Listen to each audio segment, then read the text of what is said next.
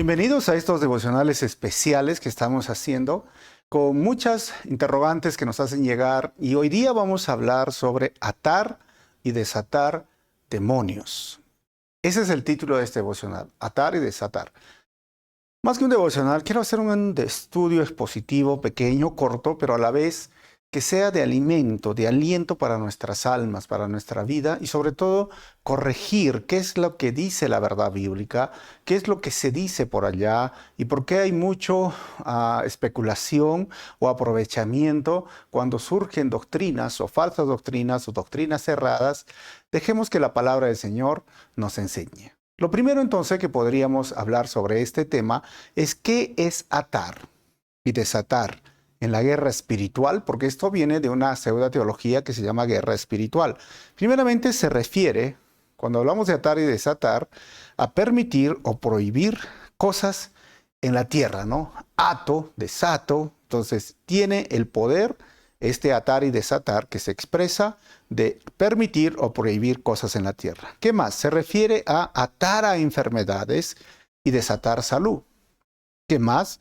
A usar el nombre de Jesús o la sangre de Jesús, cubrir con la sangre de Jesús y la alabanza para lograr aquello que se declara. Entonces, se hace alabanza de guerra, se usa la sangre de Jesús para cubrir casas, personas.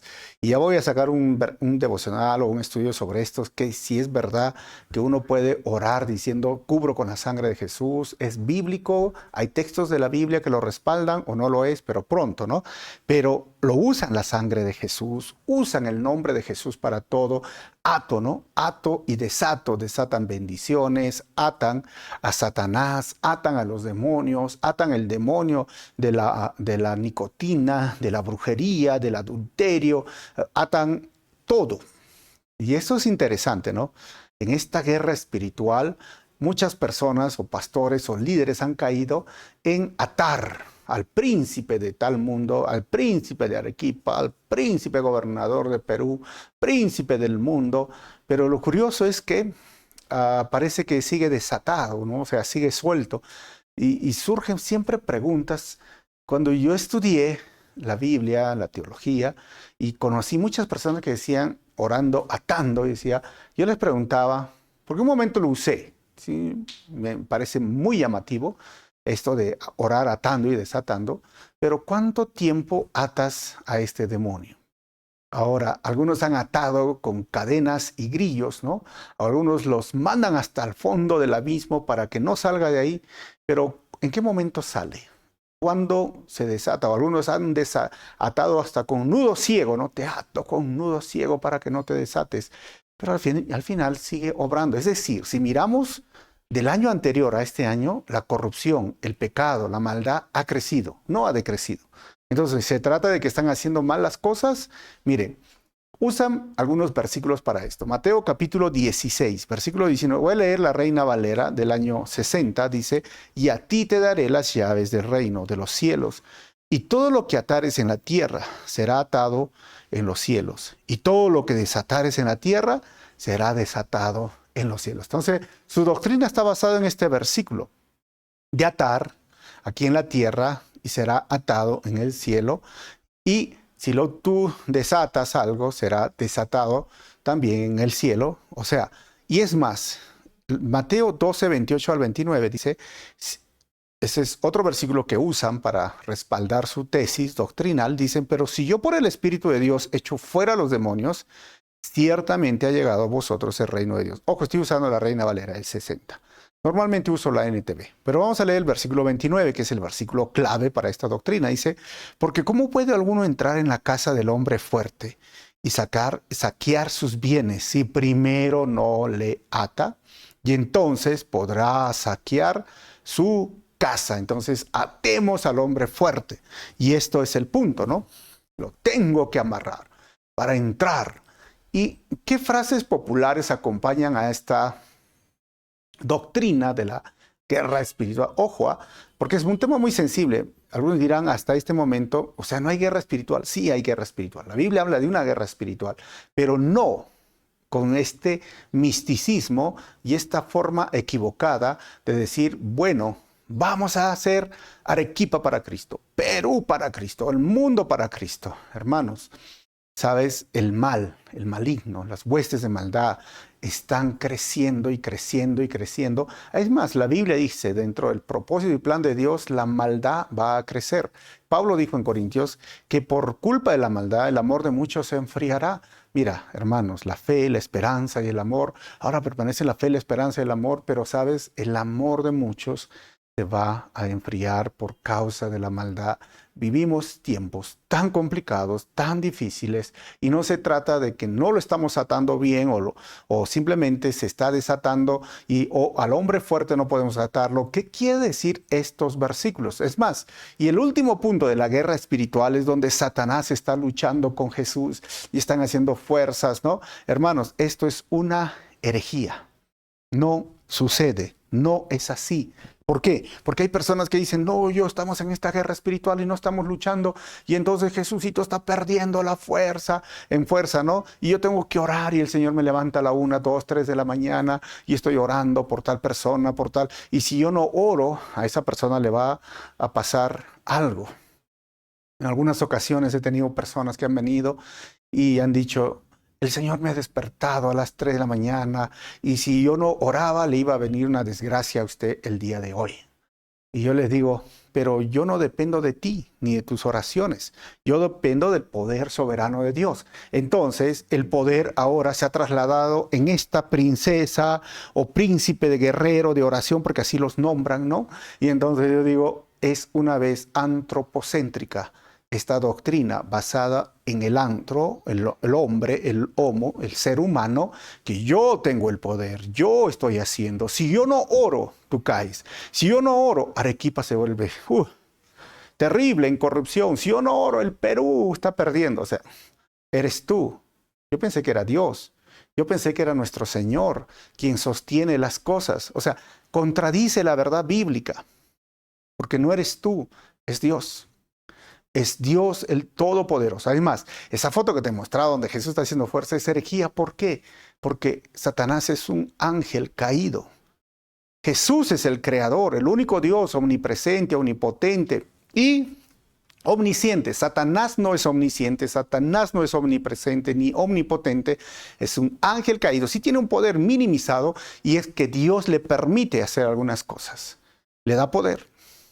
Pero Jesús es el Señor de señores y el Rey de reyes. Él es el Todopoderoso. Así que no lo pongas en el mismo nivel. No es un contrincante de Satanás Jesús. Él es su Señor. Y es más, ¿sabes quién reina en el infierno un día en el lago de fuego? Jesús. No es ni Satanás con su trinche, como algunos lo ponen con sus cachos, el rey del infierno. No, él va a ir a ser torturado, encarcelado, va a ser echado al lago de fuego. ¿Por quién? Por Jesús. ¿Sabes quién es contrincante de Satanás? Miguel, el arcángel que peleaba por el cuerpo de Moisés en el libro de Judas. Porque fue un arcángel, un querubín. Si es un ángel, pues entiéndelo, es un ángel, es creación de Dios y es más, es un ángel caído. Ahora, miren lo que dice, lo voy a leer en la NTV, Mateo 16, 19, lo que hemos leído en la Reina Valera. Y te daré las llaves del reino del cielo. No dice lo que atares, para que podamos entender. Todo lo que prohíbas en la tierra será prohibido en el cielo. Y todo lo que permitas en la tierra será permitido en el cielo. ¿De qué está hablando esto? Está hablando, a Pedro le da las llaves de la evangelización del mundo, de predicar el evangelio. Y se le ha permitido en Hechos 2, 14, 40, predicar. Y se le ha abierto las llaves, o el reino, se le ha permitido, se le ha abierto la salvación, el camino a la salvación a 3,000 en ese día judíos que escucharon la palabra del Señor. A eso está hablando la evangelización, a los apóstoles, a la iglesia, y no está hablando de atar o desatar. Miren, es más, ¿qué dice Mateo 12, 22 al 24? Luego lo llevaron a Jesús, un hombre ciego y mudo, que estaba poseído por un demonio. Jesús sanó al hombre para que pudiera hablar y ver. Y la multitud quedó llena de asombro y preguntaba, ¿será posible que Jesús sea el hijo de David, el Mesías? Versículo 24. Pero cuando los fariseos oyeron del milagro, dijeron, con razón puede expulsar demonios. Él recibe su poder de Satanás, el príncipe de los demonios. estos versículos, estoy leyendo en la NTV, son el contexto de porque algunos dicen, pero no, tenemos que atar al hombre fuerte. No, Jesús está hablando de un milagro, de una persona que ha sido poseída por demonios y lo está sanando, y los fariseos están diciendo que él expulsa a los demonios, ojo, por el poder de Satanás. Ahora vamos a leer el siguiente contexto, versículo 25. Dice, Jesús conocía sus pensamientos y les contestó, todo reino dividido por una guerra civil está condenado al fracaso. Una ciudad o una familia dividida por peleas se desintegrará. Si Satanás expulsa a Satanás, dice Jesús, está dividido y pelea contra sí mismo, su propio reino no sobrevivirá. Entonces, si mi poder proviene de Satanás, ¿qué me dicen de sus propios exorcistas quienes también expulsan demonios? Porque eso había en el tiempo de Jesús. Así que ellos los condenarán a ustedes por lo que acaban de decir. Sin embargo, y ahí está el contexto. Si yo expulso a los demonios por el Espíritu de Dios, entonces el reino de Dios ha llegado y está entre ustedes. Pues ¿quién tiene suficiente poder para entrar a la casa de un hombre fuerte y saquear sus bienes? Solo alguien aún más fuerte. Alguien que pudiera atarlo y después saquear su casa. Jesús en estos versículos no dice, oye, es una orden que tienes que atar al hombre fuerte para empezar tu culto en la iglesia. No, está hablando de su triunfo en la cruz. Jesús es más fuerte y derrotó a Satanás. Lo exhibió públicamente, según Colosenses, avergonzándolo en un desfile triunfal. Está hablando de su victoria, de su llegada. ¿Se acuerdan cuando llegó a Gadara y los demonios, ese que tenía una legión de demonios y le dijo, ¿por qué vienes a atormentarnos antes de tiempo? Él tenía el poder de echar fuera demonios porque Él es Dios. Y eso es lo que dice estos versículos. Y el otro, como les hablé, no está hablando, oye, mira, de las llaves, de atar, desatar, no, está hablando del Evangelio. Ahora, hay otros versículos más, pero sabes, antes de avanzar y terminar, quiero recordarte, no es una norma. No, Jesús no está diciendo, mira, tú tienes que atar al hombre fuerte. No, Él lo hizo y el hombre fuerte es Satanás. Ya Satanás está vencido, ya Satanás está derrotado. Jesús lo venció en la cruz y esto dice la Biblia, hermanos. No es un invento. Ahora, algunos dicen, pero Mateo 18, yo he leído eso. ¿Qué? Que de cierto os digo que todo lo que atéis en la tierra será atado en el cielo y todo lo que atéis en la tierra será desatado en el cielo. Ahí está pues. Bueno, vamos a leer en la NTV. Y les digo la verdad, todo lo que prohíban en la tierra será prohibido en el cielo y todo lo que permitan en la tierra será permitido en el cielo. Y vamos a ver que este texto enseña de la disciplina, de lo que tú prohíbas, lo que permitas o no permitas. Y vamos a leer el contexto. Dice el versículo 15 al 17 de Mateo 18.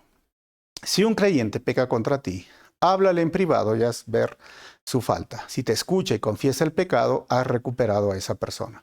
Pero si no te hace caso, toma a uno o dos más contigo y vuelve a hablarle para que los 2 o 3 testigos puedan confirmar todo lo que digas. Versículo 17. Si aún así la persona se niega a escuchar, lleva el caso ante la iglesia.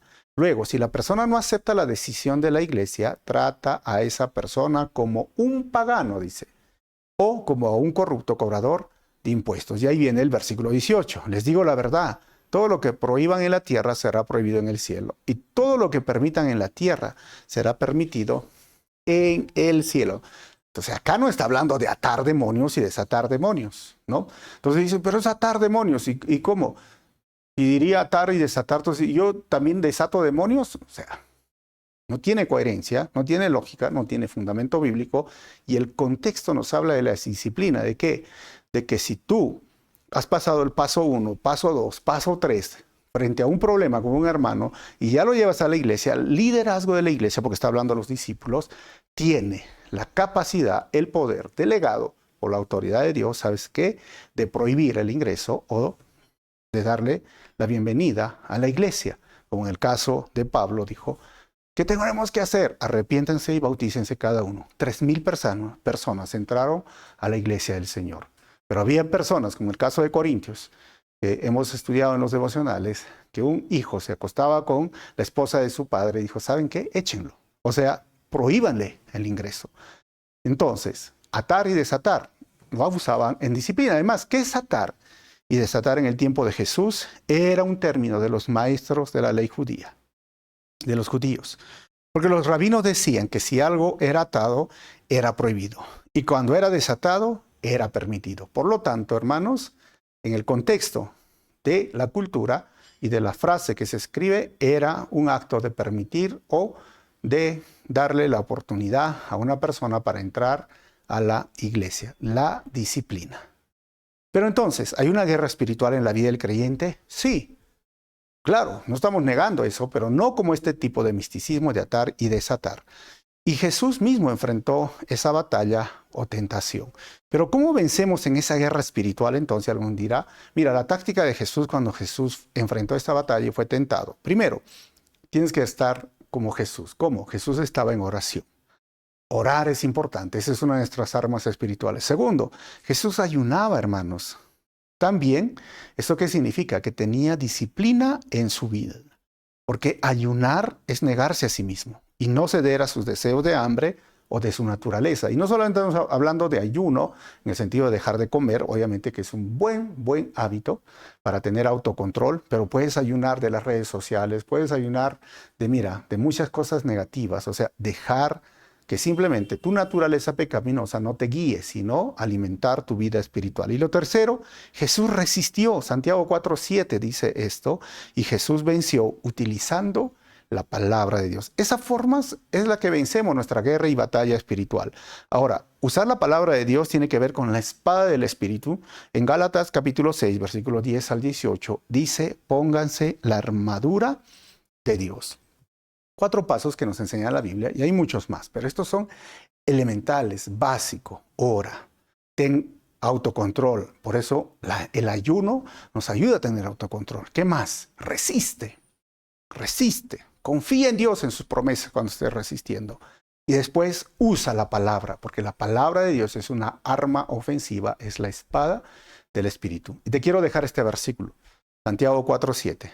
Así que humíllense delante de Dios, resistan al diablo y él huirá de ustedes. Lo voy a volver a leer. Esa es nuestra forma de luchar la batalla, de rodillas. Así que humíllate delante de Dios. Humíllense, resistan al diablo y él huirá de ustedes. Pregunta final. ¿Es bíblico atar y desatar demonios? No, no es bíblico. Así que, entonces, ¿qué hacemos? Ya sabemos cómo luchamos nuestras batallas espirituales. Pero recuerda, mayor es el que está en mí que el que está en el mundo. Y es más, por medio de Jesús somos más que vencedores. Y aquel que derrotó y venció al maligno vive en nosotros. Por lo tanto, como hijos de Dios, no podemos ser poseídos por demonios.